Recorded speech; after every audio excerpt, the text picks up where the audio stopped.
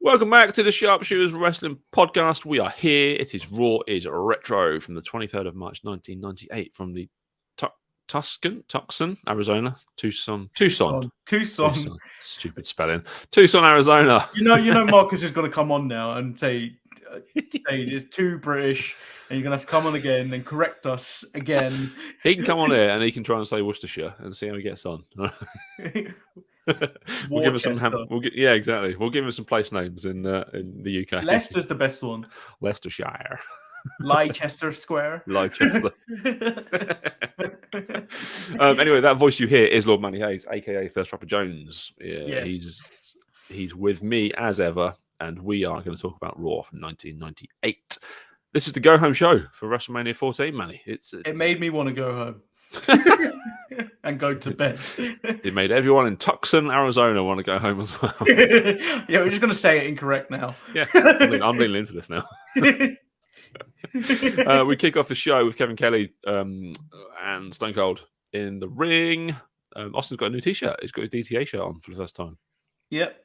It. I love the DTA additional gimmick to Steve Austin. Yeah. He didn't have a lot of gimmicks, did he? He had the DTA and kind of he had the what eventually as well, but really he was just Stone Cold. Yeah, that was it. That was it. Beer drinker Stone Cold. Yeah. I like what he put certain things on his vest, like for his final match. Like he had like one more run, did he? Or OMR, something like that? I think one more round. I think. Yeah, something like that. I can't remember what he asked for. Yeah, it must have been round. Yeah, because he knew it was the end. Like it's subtle, really subtle, without being too in your face. Yeah. He's in the ring. DX are on their way in full force, apparently, which includes Mike Tyson and China. I mean, it's fine. Like, it just sets up a match with The Rock later tonight, basically. It still doesn't. I still don't get why they put Austin Rock. Just save it. You got one more week. Just save it and have that's your feud. It's not even save it. It's like we've seen this. Well, when these two were feuding for the IC title, which was a great run too. Yeah. I love. The thing is, for me, I love that the fact that Austin Rock was kind of a feud that lasted a long period of time. Yeah. And it didn't feel. Growing up, it didn't feel tiresome. No, it didn't feel like Cena and Randy felt that year, where they fought each other seemingly every single week. Yeah, and that headlined every pay-per-view. Yeah, like they gave this time to develop, and then I think it aided that they had decent stars there. Like they had Triple H you could throw in, and then you forget about The Rock and Austin for a bit, and then Cactus Jack would be thrown in, and Mankind here and there, and stuff like that. So like it made it more when they got back to it.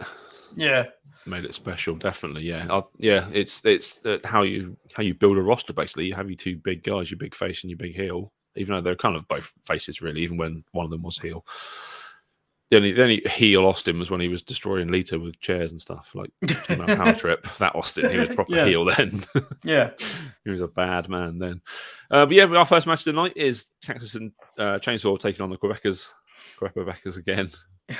I don't think we're going to see them after Mania, are we? I reckon this might be the last time. No, I hope they're back. I hope I get the red shirts for one last time before they go away. I don't understand why this is my favorite tag team of this era. I don't understand. Everyone has this though. I have Billy Gunn. You have the Quebecers. Like we've always got. Because I didn't like the Mountie with his shock stick. We get this match. It's a rematch from Raw 3 weeks ago. We saw this basically. It ends exactly the same way. There's DQ finish because the Outlaws come down and ruin it.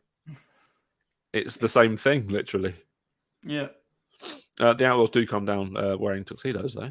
Yeah, so they were on the top of the ramp and they were having a lovely meal with blow up chainsaw and blow up cactus. And then they decide that fuck this, I'm going to go down to the ring with a champagne bucket and take out the actual Cactus Jack and Chainsaw Charlie. They had a little card table with a little drinking champagne on it. It looked like a lovely little time they're having. And yeah, when he got and then involved. a spike pile driver on a chair. Yeah. It's the way I end all my champagne sit downs anyway. Yeah. I mean, I don't really drink champagne. Because this happens. That's why. Yeah, it leads to this, people. So don't, because you'll end up in prison. No, it's not worth it. This is sanctioned by the WWF. Whereas if right. you do this outside, you will go to prison. Yeah, spike pile drivers are dangerous, boys. After our slam of the week, we get Jarrett with Tennessee Lee taking on Steve Blackman. This is Jarrett. Yeah, so this is Jeff Jarrett winning and defeating the undefeated Steve Blackman. Yeah. I mean, it's a weird undefeated streak, wasn't it? Steve Blackman, of all people. Yeah, really, but look at the man. He was jacked. He was. True. Yeah, I always did like Steve Blackman. I don't know why, but... Like, of someone of his ilk, he should have been undefeated. Look at him. He just didn't have the talent. No, yeah, he wasn't very good. He was good at what he did in his outside wrestling, and the fact that he's a bounty hunter now, in real life, still probably looks as jacked as ever. Like, I thought he was a fireman, but like I did read up that he was bounty hunting, which makes him seem so much more cooler. The fireman is Scotty Too Hottie. He's a fireman now. No, Scotty Too Hottie is wrestling still. Yeah, he kind of does both. Like, he's a part-time wrestler and like a full-time fireman. Wait, but he was doing... Wasn't he doing NXT? Being an NXT trainer? Yeah. Yeah. He was a fireman for a bit. Maybe he's quit to join the PC. I don't know. But yeah, it's Jarrett wins. But then Blackman gets his heat back, doesn't he, really, after? Bicycle kicks. This is also stupid. Because I think, was this the one where another referee runs down to the room? Yeah. Yeah, this was dumb. I hate when this happens because it doesn't happen for everything. It happens specific things, and I don't like it. Rules are rules. Exactly. You stick to them. We get a DX public workout, which is always a weird thing. But apparently 10,000 people show up for it. This was interesting because I remember Kofi Kingston talking in an interview saying he went to this as a child. Yeah. Because he grew up in Boston. And yes.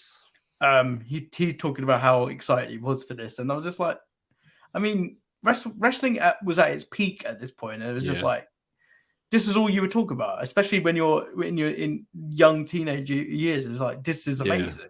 10,000 people. That's probably about 9,000 more than the Rams and Super Bowl celebration. Get a recap of last week's Raw with Taker and Kane. I don't know. I'm just not into it.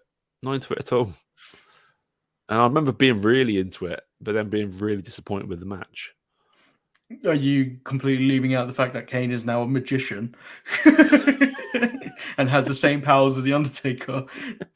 I like how they've done that though. Like, yeah, exactly. It's so stupid. It's so slow as well for the effect to actually happen. Yeah, I know. I love the magic though. I don't know why. I've always been into this, and like I love the Bray Wyatt stuff when he was like doing his magic as well. Like I think it's really fun. Like it's stupid, but it's wrestling. It's supposed to be fun. I mean, yes, it's acceptable to have this stuff. I just need it to happen properly. Yeah. just like the attitude, not the attitude era, the pandemic era when you did have Randy and Bray, the Fiend stuff. That worked because you could tape it. Yeah, exactly. Yeah, and the match with John Cena and that sort of stuff. It works because you can edit it. Like doing it live on Raw is incredibly dangerous and difficult to make it look good. Like, credit to them for trying, but like, it just looks looks bad. Like when he did the one where the guy was on the top of the stage. Yeah. Top of the stage bit where it says WWF Raw Attitude or whatever it was. Yeah. And he blew that up. The guy just stumbled and just like nothing else happened. And then when he set another guy on fire. Yeah. I mean, someone needs to get control of this guy. You can't be using your magic willy-nilly like that. It's very dangerous. That leads us to a match between the DOA taking on the new Midnight Express, Bombastic Bob and Bodacious Bart. I have to refer to them as their full names every time, I think. I think I'm going to name me and Marcus this on the show. They head down to the ring. The Rock and Roll Express head down, don't they, wearing WWF T-shirts. Oh. Because they're good guys now. They're not part of the NWA anymore. It wasn't just them, though. Everyone came to the Jesus ring. Christ, everyone comes. The entire tag team locker room come down. The Gorbeckers, their headbangers, Sniper and Recon, a couple of the Breakwers. The everyone's Breakwers start fighting each other. We're getting a 15-team battle royal at WrestleMania. I can't wait for that. Yeah, it's and then they make like reference to the LOD who aren't talking to each other. Yeah. Yeah. We get LOD. They reformed, don't they, at WrestleMania with Sunny as their manager. Yeah. Next week. So obviously she's put them back together and made them friends again. I don't know. It's going to be a rough year for the LOD, I feel. We enter the war zone. It's time to hear from DX. Hunter's happy because he stole the European title. Yeah, off an injured man, a one-legged man. Yes. He tells Slaughter that he'll be handcuffed to China during his match with Owen at WrestleMania. But Owen, he's not worried, basically, that he owns Owen Hart. Oh, this is the best thing, though, when Shawn Michaels starts talking to Mike Tyson. You will heartbreak. It's so funny. Yeah, it wasn't supposed to be funny, was it? I don't think. But no, it was meant to be serious, and everyone in the ring like, "What's going on?" You will heartbreak. Yeah, I will heartbreak. He's such a mark, isn't he? He's such a mark, Tyson. He's the ultimate mark. Getting paid to be there as well. Ridiculous. This goes on for 10 minutes. It finishes by Shawn saying that DX will rule the WWF forever.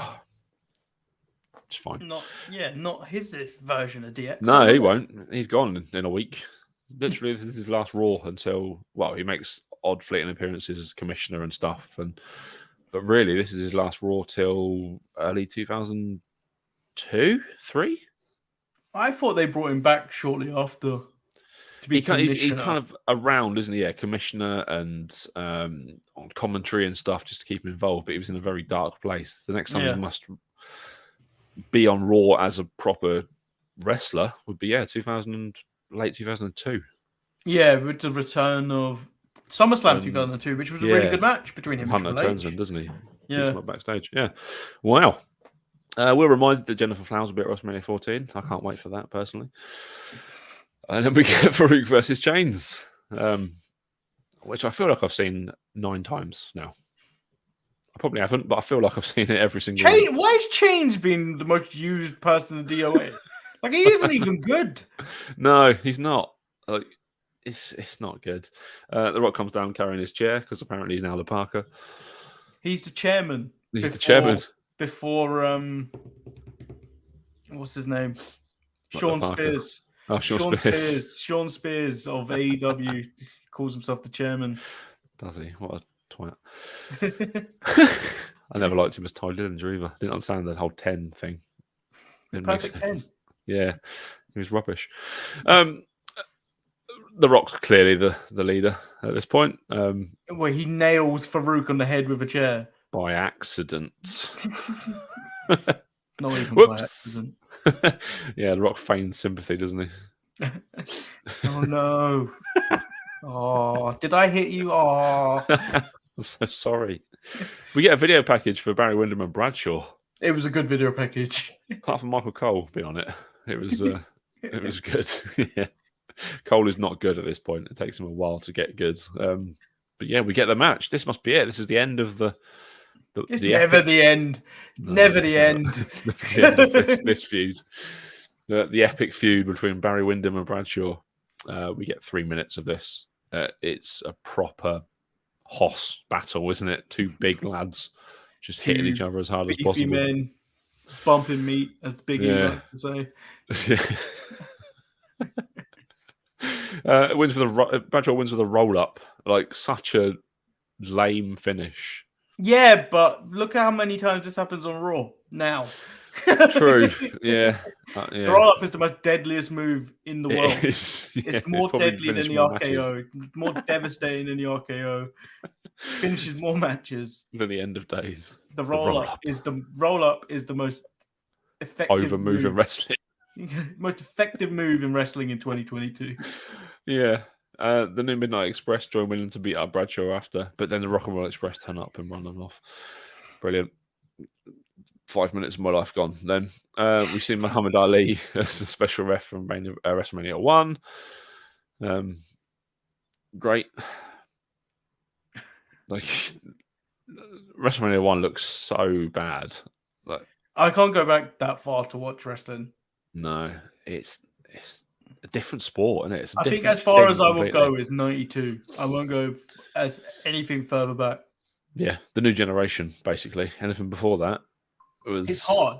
It's very hard to watch because it's not wrestling. It's just big men punching and slapping each other. Yeah, it's nothing like today. You can appreciate it, but it's when the younger guys are doing it. Like when you watch FTR in the ring, and it's like cool. Yeah. But like if you to go back and watch it, I was like, this is so slow.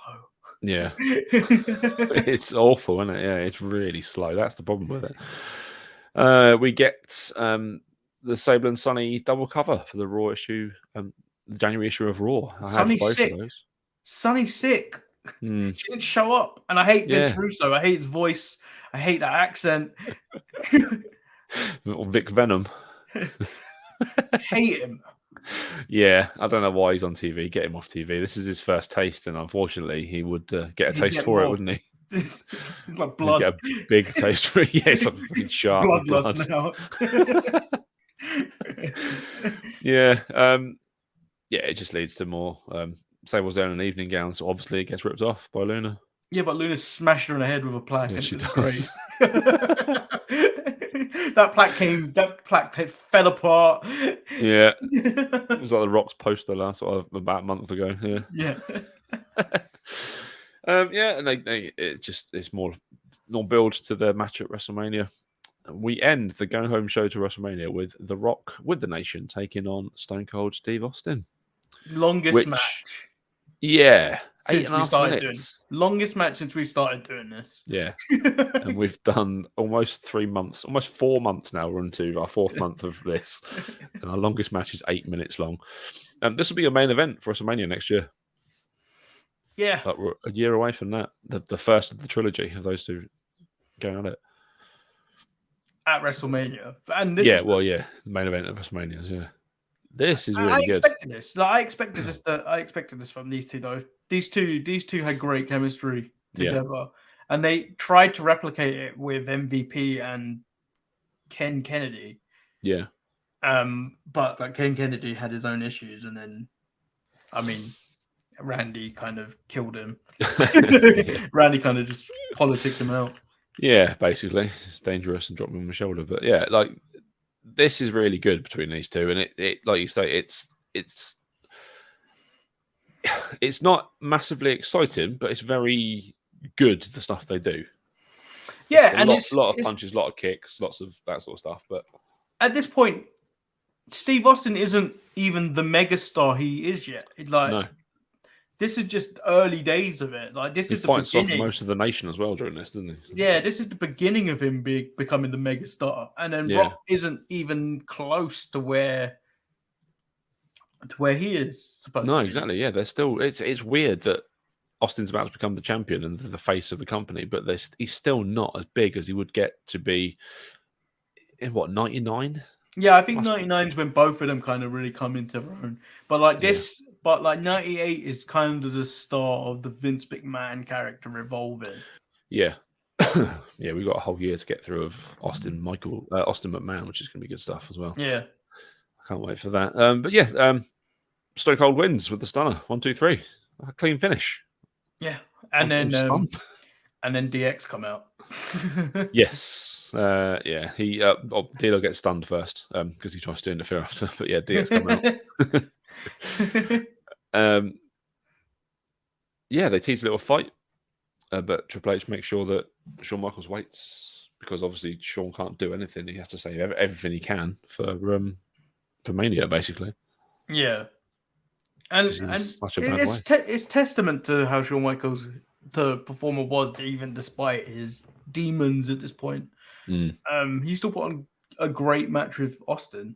Yeah, at Mania, it's an underrated classic. I think things have overtaken it in terms of WrestleMania main events, but to think where Shawn was with his, like you say, his problems and his injury, the performance he puts in is incredible. Yeah, and then it feels weird because like I understand kind of his perspective. That Shawn Michaels at that point is like he's the champion, but like he's still losing. To WCW every week. Yeah, I'm just reading there that the main event of Nitro against this was Piper versus Randy Savage. Like that's a match from the 80s or the early 90s. Like, yeah, you still would want. You figured you'd still want to watch that. That's the problem. Savage was so good because this is the. I feel like WWE in the present is at that turning point, kind of starting that turning point. So like, where you look at NXT 2.0, where you see all these new kids come up, like Braun Breaker and all these others. Yeah. Those guys, whether they make it or not, they're being built to be the future. And you hope you still got your Randys and stuff for another couple of years to see them through to be the megastars that they are. Yeah. Yeah, definitely. Yeah. So there we go then. That is it. That is the road to WrestleMania complete. Our next show, will be WrestleMania 14. What was your match of the night, Manny? There's only one real. There's only one. You can only if anyone somehow managed to pick something else. Bradshaw versus Wyndham. Do you know what? That is a good match though. It was, Rock versus Austin is clearly the match of the night, and MVP. MVP is difficult to choose. I kind of want to give it to Rock and Austin. To be fair, both of them put on a real good performance, and Rock's really good throughout this show. Every time you see him, The Rock kind of saved this show. Yeah. And he's not even in the main event. And we. Well, yeah, exactly. He's the undercard champion, basically. He's the IC champion taking on Shamrock in a week's time. So, yeah, there we go. That is it. That is the road to WrestleMania complete. We'll be back in next week with hopefully a live stream of WrestleMania 14. You'll be able to join us for that. But we will try and get it live. And if you can join us for that, that'll be fantastic. But the places to do that is at the Sharpies Network on Twitter, at the Sharpshooters on YouTube. Make sure you're subscribed. Email us at sharpshooters@gmail.com and just get involved. We love to see people getting involved with the shows, commenting, joining us for live streams, all that sort of stuff, liking us and subscribing to us on YouTube. Our numbers are rising very slowly, but they're going up. We're going to get to 200 very, very soon, I think. I would say let's aim for 200 by summer, but I would be happily to reach that goal a lot earlier. So share everything we do. If you watch us, share it with your family, your friends, your neighbors, your dogs, with Instagram accounts. Just share it and help us grow. You'll grow. You'll be growing with us, and then the more we grow, the better opportunities, the better the shows become. And that dog's subscribing. So what are you doing? So yes, make sure you like, you subscribe, you share, you tweet about us, you tweet at us, you email us, you do everything at us. We are the place to be for your wrestling content on YouTube. Why am I all blurry? I'm back. There we go. So get involved. Like us, we'll be back. It's WrestleMania season. It's a fun time to be a wrestling fan. And we're also doing the WrestleMania watch along next weekend. Both days? For both nights. So I've had to take off multiple days off work because I'm too old to recover from being up in the middle of the night. Yeah, same here. It's a rough time. It's a rough time, and I've had to take time off at the start to mentally prepare myself. I think it's mainly so I don't fall asleep on stream. Yeah, because you never come back from that. No, but the other things is, so I do this show now with the normal shows we do. I don't do with contacts in, but when I do a watch along, I have to have them in, so my eyes just don't look really tired and like. Yeah, I'm supposed to wear my glasses when I stare at screens, but I don't want to. Yeah, I don't wear my glasses either because the light reflects off them. Yeah, exactly. You'll see my ring light. I'm not a fucking TikToker. But yes, we will be back. There's so much content on the Sharpshooters as it is WrestleMania season. This is the time to be a wrestling fan. So get involved with us. And yeah, if you're not part of the Midcard Mess as well, get involved over there. It's on Facebook. Just search Midcard Mess, and I'm sure the boys over there will let you into the group. It's a really fun group to be in. It's really active. Lots and lots of chat every day, and all sorts of bits and bobs in there. So yeah, get involved, and we will be back with WrestleMania 14. Woohoo! Bye.